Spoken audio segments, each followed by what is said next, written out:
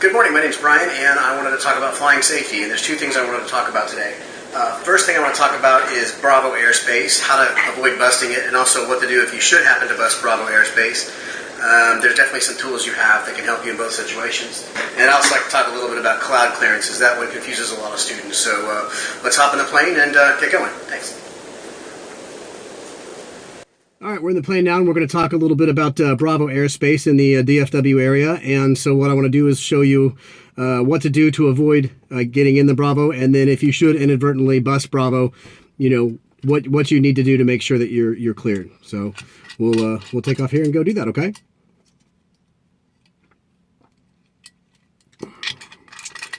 That's good coffee. Let's go. All right, so here we are. You can see, I don't know if this is coming in right, but we're at about 5,400 feet. And we'll go take a look at the Garmin here, and you can see we're in far west Texas, and we're flying east towards the DFW Bravo. It looks like a storm has popped up. I'm just gonna go around to the left here, and I think I can thread this.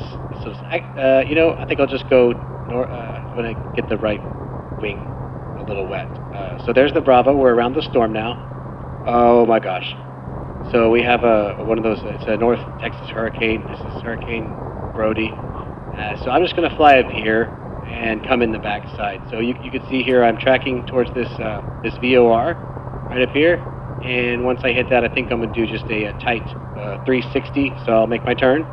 Heading back towards the Bravo, I'm going to come in from the backside, and then I can get out of the storm. But I'm still at 5,400 feet. And this is the 5,000 ring. So what do we do? And so one thing you can do is you can listen to other traffic in the area and just take on the identity of one of those planes. So you want to make a radio call like Dallas Fort Worth International. This is Cessna Piper 909 or 49er. We're 14 feet west of the Bravo, inbound, full stop. And then so they don't even know, like, oh, who's this guy? It's someone else. They don't know who you are. That's one way. You can use any aircraft. A lot of times I like to use Air Force One because it comes with its own Bravo. You can, this is Air Force One, you know, and they're going to be like, yeah, you're in the Bravo. Okay, now maybe you feel guilty, like that's lying, and so you want to know, hey Brian, what other tools do you have for me to avoid this Bravo airspace? Well, if you bust Bravo, what are they going to do? They're going to give you a number. If your radio's on, they can't give you a number. Turn your radio off, okay? Now you're kind of free and clear. Another thing you might want to do is turn your transponder off. So with your radio off and your transponder off, guess what? No Bravo. So that's one thing you can do. Now, if you turn your transponder and your radio off and you're flying through the Bravo, what you're going to want to do then is turn around and get as low as you're willing to fly comfortably and fly to the furthest uncontrolled airport that you know about. And fuel reserves is not even something you need to be worried about here. What you need to worry about is getting as far away as you can, as fast as you can, and then landing. And then what I would do is just hang out at that FBO for a couple of days and say maybe get an Uber back to your home field or something, and then just kind of don't answer the phone for a while and just lay low. And I think you'll be fine. That's definitely an option. So maybe you're not comfortable using the Air Force One or calling out another plane in the area. So maybe you can think of someone who's messed with you in the past, like maybe your friend Tim ate the last slice of pizza at your Super Bowl party, or maybe the last guy who rented the plane before you didn't fill the tanks. And so now it's like you're getting them. There's some, but they deserve. It's like Robin Hood, but instead of giving money, you're gonna stick the FAA all over your friend's ass, and that's okay. All right, good morning. So we're back here at the hangar, and one of the things I wanted to show you is why remaining clear of clouds and cloud clearances and all that stuff is so important. So let's take a look at this wing here. Okay, so what we're seeing here is we're seeing where this aircraft has actually flown through a cloud.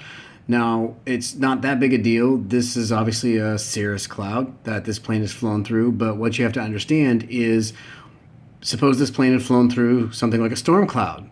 Well, now you're going to have rain and thunder and things happening underneath your plane that you don't want there. So let's say you fly through a storm cloud, you've got this stuff stuck to your wing, and now it's raining under your wing in the hangar. The hangar floor gets slippery, people can slip and fall, it's a bad situation. I called Sporties, I called my friend Matthew. I tried to find solutions to see how to get this cloud off the wing, off the elevator, off the airplane. I tried half a bucket of prop wash. I couldn't get anything that would work to get this off. And turns out really the only thing you can do is wait for the system that you flew through to run itself out. It's got to run its course. And so basically this is going to sit here and do this. Now, let's say I had flown through a storm cloud. Let's say I flew through a cloud that had a storm cloud that had hail. So now I've got hail just underneath my plane, all over the hangar, spitting ice everywhere. Someone could slip on it and get hurt. This happens all the time. You hear IFR pilots talking about this when they land. Now, let's say I flew through a cloud in a low pressure zone, and the guy in the hangar next to me flew through a high pressure, and now we got lightning. So now there's lightning under the wings while the storm system's playing itself out under my wing. Lightning hits the avgas. You got a huge problem. And so you have to be really, really careful about this stuff, because you don't want to fly through a cloud and have one of these systems playing itself out on your wing. Now you're the guy spinning off tornadoes all throughout the hangar, damaging everything.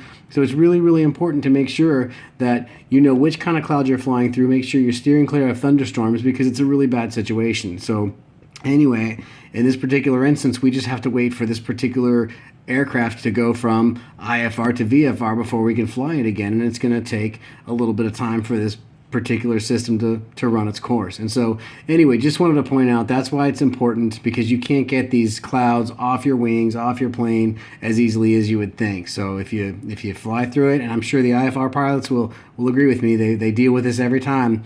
They fly through the clouds, they land, and then you got to wait.